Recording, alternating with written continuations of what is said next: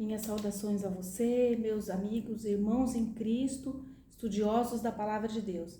Neste comentário, o estudo bíblico, nós vamos entender mais profundamente sobre o batismo de Jesus, o batismo bíblico nas águas, por imersão. Mas o que é o batismo nas águas de fato? Existe nele alguma manifestação sobrenatural ou ele é apenas um testemunho? Tem o homem o direito de mudar o batismo conforme ele é nas Escrituras? Então, esses comentários nós vamos entender, através desse comentário nós vamos entender essas questões. Portanto, fique aqui neste canal onde nós estudamos a Bíblia pura. Peço que você feche seus olhos agora para fazermos uma breve oração.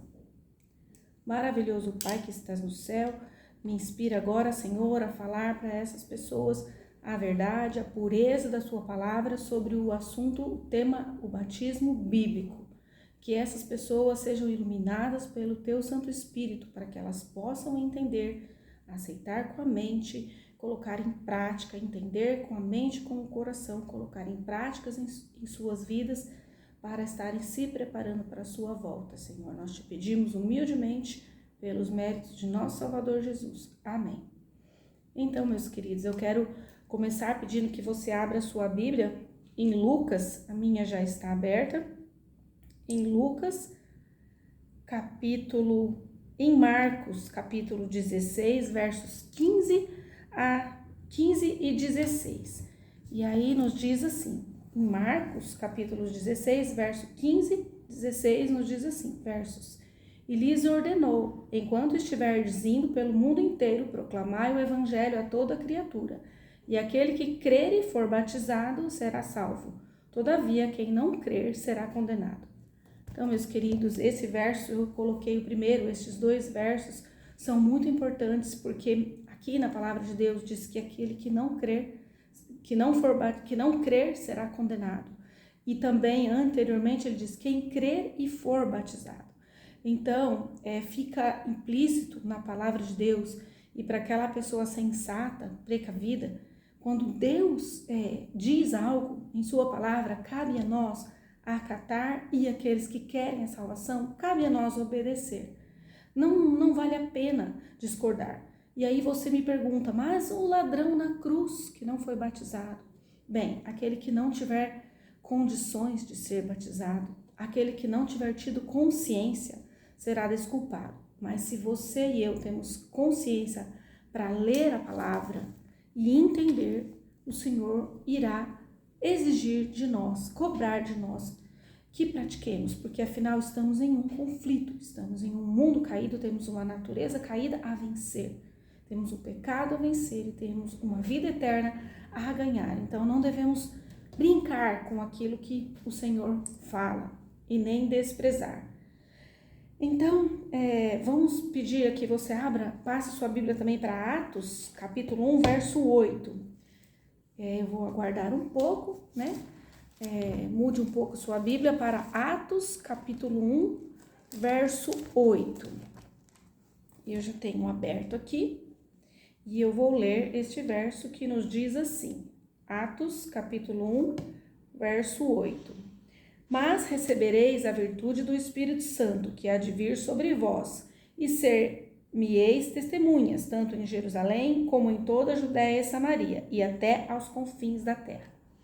Então, respondendo à primeira pergunta, se existe algo de sobrenatural no batismo das águas. Bem, meus queridos, o batismo das águas não tem, para Jesus, houve uma manifestação sobrenatural, a descida do Espírito Santo em forma de pomba. Mas para nós, seus seguidores, não há manifestações sobrenaturais normalmente. Ele é apenas um testemunho. Porém, o batismo nas águas é um testemunho carregado de simbolismos cristãos. O batismo nas águas simboliza que nós morremos para o nosso eu quando nos afundamos, submergimos, que nós nascemos para uma nova criatura, para uma nova vida em Cristo Jesus, assim como Cristo morreu por nós e ressuscitou também por nós, para completar o plano de salvação. Morreu por nós para pagar o preço da nossa salvação. Então, ele é um simbolismo, um testemunho carregado de simbolismos para nós. Mas o batismo do Espírito Santo, como fica? Bem, assim como Jesus recebia e já estava e tinha o Espírito Santo, Jesus, no mistério da Trindade, né, da divindade, que nós não conseguimos entender completamente, sabemos, e a Bíblia nos diz que existe o Pai, o Filho e o Espírito Santo, existe até uma contrafação satânica quanto a isso.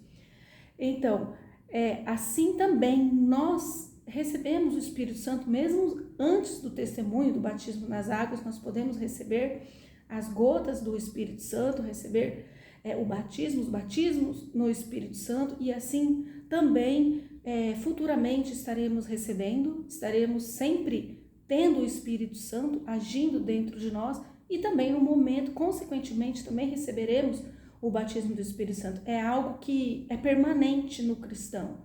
A presença do Espírito Santo é permanente no cristão, certo? É Jesus Cristo em nós, através do mistério da divindade, o Pai, o Filho e o Espírito Santo. Jesus Cristo se tornou homem, ele veio, pagou o preço, ele se encontra fazendo expiação no santuário celestial por nós, para completar o seu plano, e ele deixou para nós o Espírito Santo, que chamou de Consolador. Então, o cristão, ele tem o Espírito Santo dentro dele, ele agindo, influenciando e fazendo com que a natureza cristã dentro dele cresça cada vez mais, que ela nasça dentro dele através da verdade, da libertação do pecado, e que ela vá crescendo dentro dele. De contrário, a natureza humana pecaminosa vá morrendo, vá sendo morta, diminuída, e este é um processo que é diário na santificação, é um processo diário. Portanto, é assim que funciona o batismo do Espírito Santo. E agora, voltando os textos sobre o batismo nas águas, para que você possa entender e ter firmada essa verdade em você. Vá um pouco mais adiante em Atos capítulo 2, verso 38.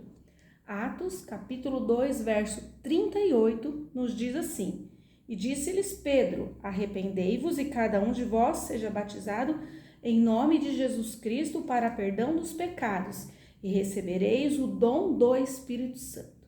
Portanto, como eu disse, é um processo permanente na vida do cristão.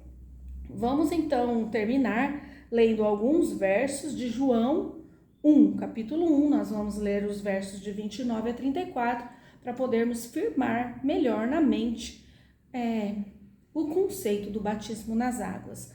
Mas eu quero que fique claro para mim e para você aqui de que não existe em nenhum lugar na Bíblia, e você pode procurar e constatar nada que autorize a mudança do batismo por imersão nas águas. Na Bíblia só existe esse batismo.